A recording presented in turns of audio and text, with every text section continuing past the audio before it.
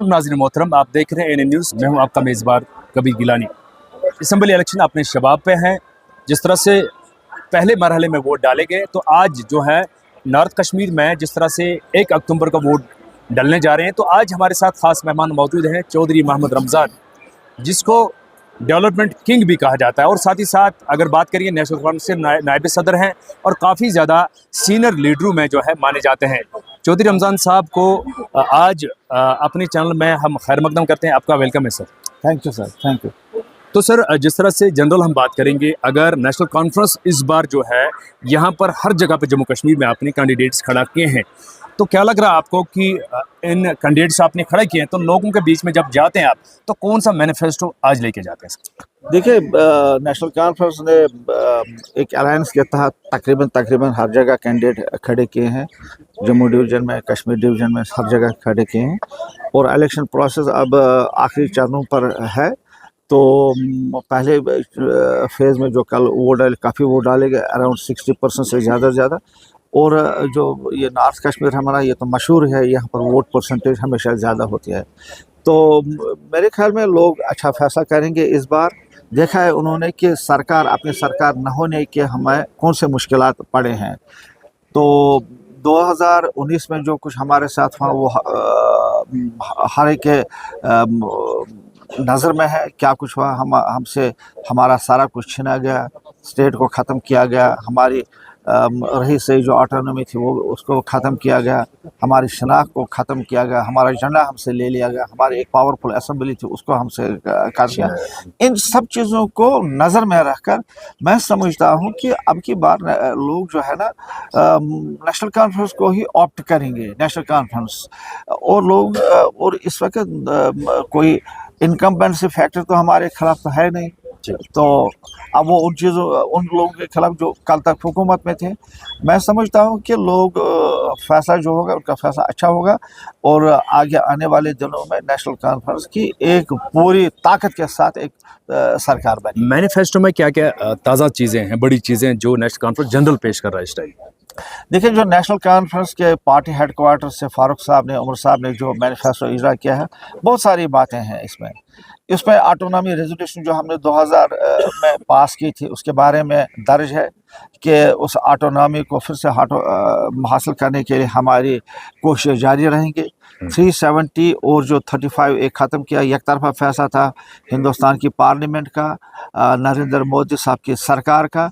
इसको फिर से रिवाइव करने के लिए सुप्रीम कोर्ट में जो हमारी पिटिशन है, रिव्यू पिटिशन है, उसको हम शदमद से उसको फॉलो करेंगे।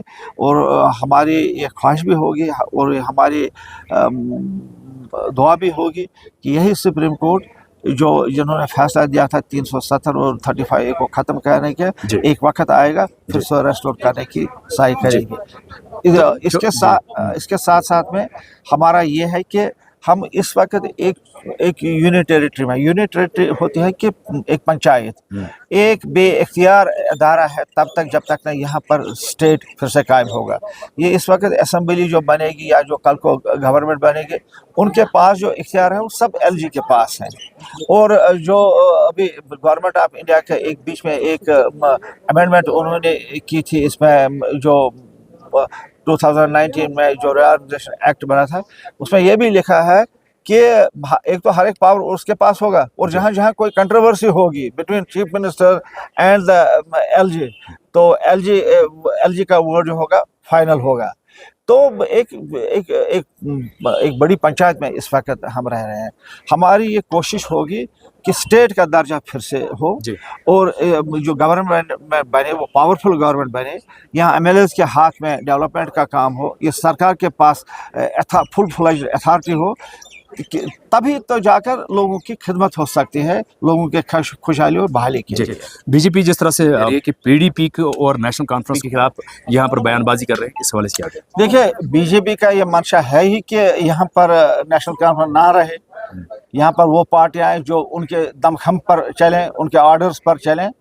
लेकिन बीजेपी को सबक सिखाया और जो उनके प्रॉक्सीज यहाँ पर हैं, तो 2000 अभी जो इलेक्शन होगा ना, पार्लियामेंट इलेक्शन, जिन लोगों ने दूर का वास्ता भी बीजेपी या बीजेपी के लीडरशिप के साथ रखा था, अब आप खुद देखें उनका हशर क्या हुआ। उनकी पार्टियां भी अब टूट रहे हैं, लोग निकल रहे हैं, भाग रहे हैं, नेशनल कॉन्फ्रेंस के पास आ रहे हैं कि कहे बस यही एक पार्टी है जो हमें आगे चला सकती है।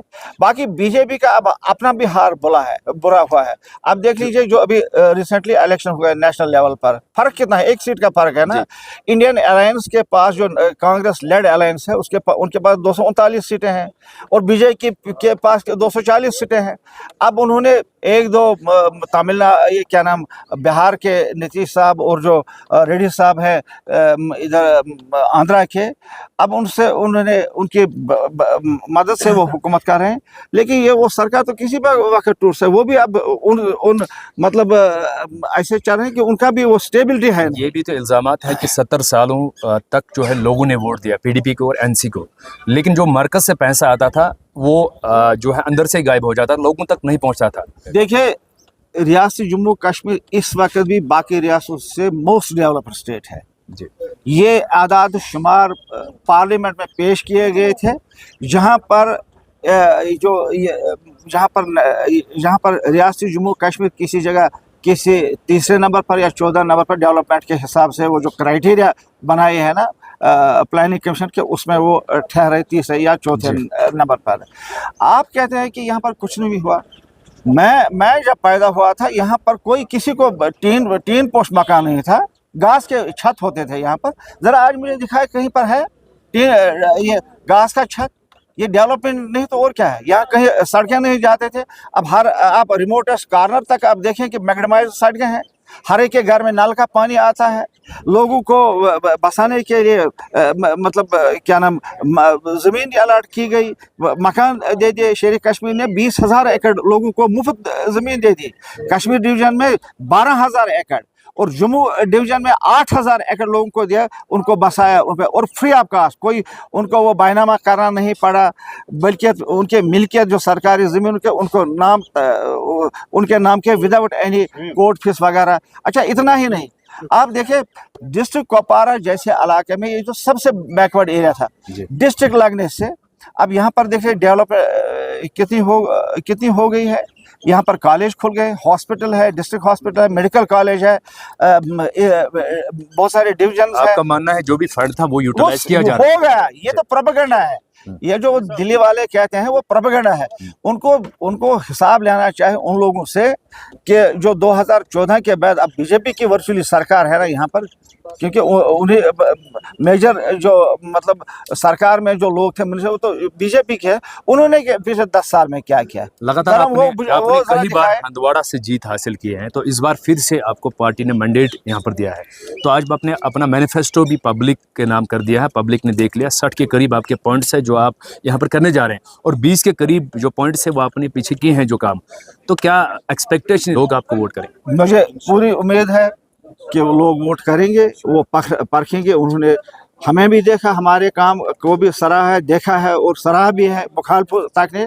और जो लोग 2014 के बाद जिन्होंने बहुत बड़े दावे किए थे, तो उनका भी काम देखा कि उन्होंने क्या काम किया, उस चीज़ को वो परख लेंगे। और इंशाल्लाह ताला मुझे पूरी उम्मीद है अब की बार फिर से नेशनल कॉन्फ्रेंस को वोट दें और मुझे काम है। और भी कोई पार्टी जो आपके मध्य मुकाबला बराबर रहेगी? पार्टियां हैं तो पार्टियां तो हमेशा रहते हैं। मैं थोड़ा एक ही कैंडिडेट हूँ, मुख्तलिफ पार्टियां हैं। नेशनल पार्टी अब बीजेपी मेरे खिलाफ लड़ रही है, अब यहाँ पर क्या नाम है, और भी जो AIP भी है, यहाँ पर जो रवायती पार्टी है पीपल्स कांग्रेस, वो भी उनका भी कैंडिडेट, बल्कि उनका लीडर यहाँ पर लड़ रहा है।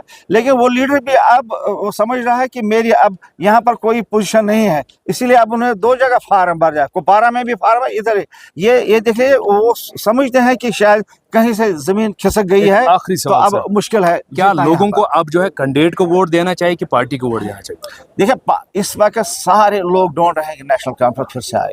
अच्छा, ये लोगों की राय है, सब पार्टियां उन्होंने दे, और उनको पता है कि यही एक पार्टी है जो अपनी पार्टी है, जो हमारी अपनी पार्टी है। ये दिल्ली से नहीं बनी, दिल्ली के पैसों से नहीं बनी है, ये हम में से निकले, हमारे लोग इसमें हैं। इनका अपना एजेंडा होता है लोगों की खुशहाली के, ये दिल्ली के एजेंडे पर काम नहीं करें। लेकिन इसलिए मैं समझता हूँ कि लोग पार्टी को भी वोट करेंगे, और जो मैंने पीछे डेवलपमेंट का काम किया है, जो लोगों तक रोजगार हजारों की तादाद में लोग लगाए, मुलाजिम लगाए, उनको रोजगार दिया है, उस चीज़ को देखकर पार्टी का फर्स्ट और मेरी जो कंट्रीब्यूशन रहे उसको देखकर मुझे वोट करेंगे। शुक्रिया, बहुत बहुत शुक्रिया। हमारे साथ सीनियर लीडर चौधरी मोहम्मद रमज़ान, जो कि इस बार हंदवाड़ा कॉन्स्टिट्यूंसी से नेशनल कॉन्फ्रेंस पर इनको मैंडेट है। आज तक इनको डेवलपमेंट किंग कहा जा रहा है, क्योंकि इन्होंने ऐसे काम किए हंदवाड़ा के कॉन्स्टिट्यूंसी में जो लोग आज ही सराहता है, लोगों को पता है कि ये काम करने वाले हैं। शायद इस बार भी शायद लोग इनको वोट करेंगे, लेकिन आने वाला वक्त ही तय कर सकता है 8 अक्टूबर को जब रिजल्ट आएगा कि किसके सर पर यहाँ पर ताज खड़ा होगा। एन न्यूज़ के लिए कबीर गिलानी, हंदवाड़ा।